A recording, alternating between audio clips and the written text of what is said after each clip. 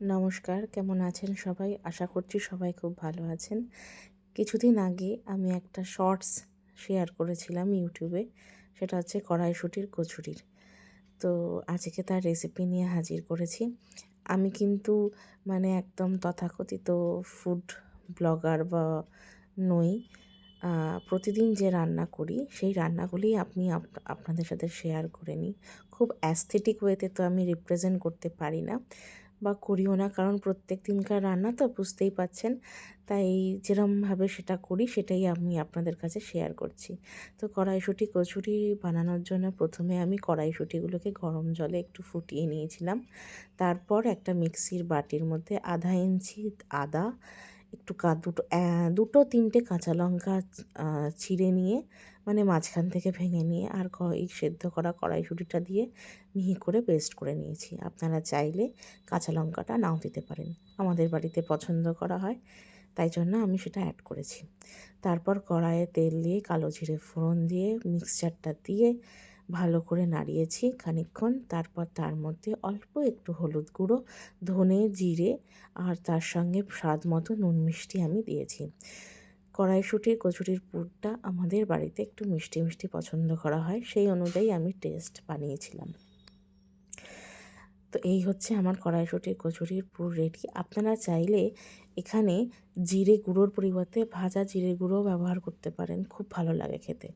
তারপর আমি ডোটা রেডি করে নিয়েছিলাম 3 ভাগ ময়দার সাথে 1 ভাগ আটা মিক্স করে। নুন, চিনি এবং ময়াম দেওয়ার জন্য ভালো করে সাদা তেল দিয়ে নিয়েছিলাম। রাইস ব্র্যান অয়েল আমি সাধারণত ইউজ করি। ভালো করে যতক্ষণ না মিক্সচারটা মিক্স হয়ে হাতে এমনি একটা ডো মতো তৈরি হয়ে যাচ্ছে, আমি ইনগ্রিডিয়েন্টসগুলোকে ভালো করে মিশিয়ে নিয়েছিলাম। তারপর গরম জলে, হালকা গরম জল দিয়ে আটাটা মেখে, ময়দাটা মেখে একটা ডো তৈরি করে নিয়েছিলাম। ডো মাখা কমপ্লিট হয়ে যাওয়ার পর সেটাকে আবার একটুখানি তেল মাখিয়ে, কারণ লুচি, কচুরি এইসবের জন্য মোটামুটি একটু ভালোই ময়াম দিতে লাগে, আপনারা জানেনই সবাই।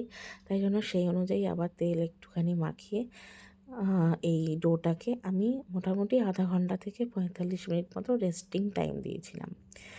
তারপর আমি কচুরির পুর ভরা শুরু করেছিলাম। আমার ছেলে মেয়ের খাওয়ার সময় হয়ে গেছিলো।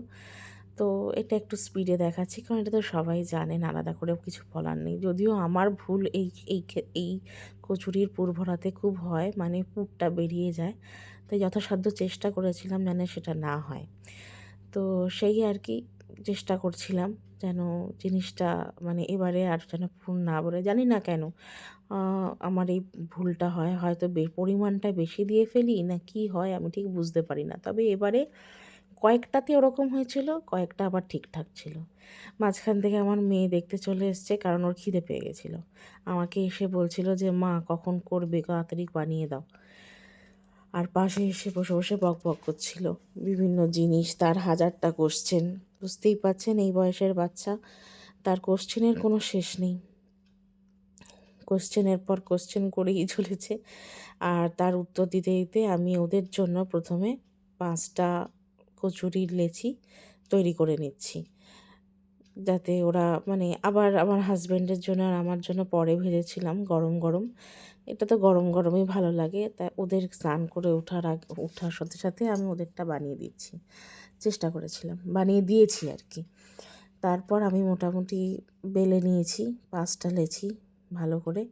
দেখছিলাম একটু বেরিয়ে বেরিয়ে যাচ্ছে, সেগুলোকে আমি আবার ভালো করে জয়েন করে দিয়েছিলাম, লাগিয়ে দিয়েছিলাম। এবং আমাদের বাড়িতে আবার একটা হচ্ছে যে ওই কচুরি বা লুচি বানাতে গেলে একদম ধারগুলো পাতলা হতে হবে। তো সেই অনুযায়ী আস্তে আস্তে নরম হাতে, যাতে খুব বেশি প্রেশার না পড়ে, যাতে জিনিস ভেতরের পুরটা বেরিয়ে না আসে, সেটাই চেষ্টা করেছিলাম। তারপর আমি আবার রাইস ব্র্যান অয়েল আমি সাধারণত ব্যবহার করে থাকি সাদা তেল হিসেবে, সেটা গরম করে কড়াইতে বেশ খানিকটা তেল দিয়ে গরম করে ওদের জন্যেই প্রথমে কয়েকটা 5টা মতো কচুরি ভেজে নিয়েছিলাম। দেখেছেন এটা একটু মাঝখান থেকে বেরিয়ে এসেছিলো, কিন্তু পরেরটা আর হয়নি। মানে এই 5টার মধ্যে 2টোতে এরকম হয়েছিল, 3টে ঠিকঠাক ছিল। তো মোটামুটি কচুরি খেয়ে আমার ছেলে মেয়ে খুব খুশি হয়েছে, আমার হাজব্যান্ডও খুব ভালো বলেছে। তাই আজকে আপনাদের সাথে রেসিপিটা শেয়ার করলাম। আবারও বলছি, আমার প্রত্যেক দিনই যা রান্নাঘরে রান্না হয় সেটাই আমি আপনাদের সামনে রিপ্রেজেন্ট করি, তুলে ধরি আমার ছোট্ট এই কুকিং ব্লগের মাধ্যমে। খুব একটা বড় রাঁধুনি আমি নই, তাই জন্য প্লিজ কমেন্টের মাধ্যমে জানাবেন আমার এই রেসিপি কেমন লাগলো। কিন্তু হ্যাঁ, কচুরিগুলো সবকটা ফুলেছে, এমন নয় যে কচুরিগুলো ফোলেনি, সব কটা কচুরি আমার ফুলেছে এবং খুব ভালো হয়েছে। তাই আশা করি আপনাদের এই ছোট্ট কুকিং ব্লগটা ভালো লাগবে। প্লিজ আমাকে কমেন্টের মাধ্যমে অবশ্যই জানাবেন যে আপনাদের কেমন লাগলো। আর আপনারাও তার গরমে গরম গরম কচুরি বানিয়ে খেয়ে ফেলুন। আর প্লিজ কমেন্টে জানাবেন।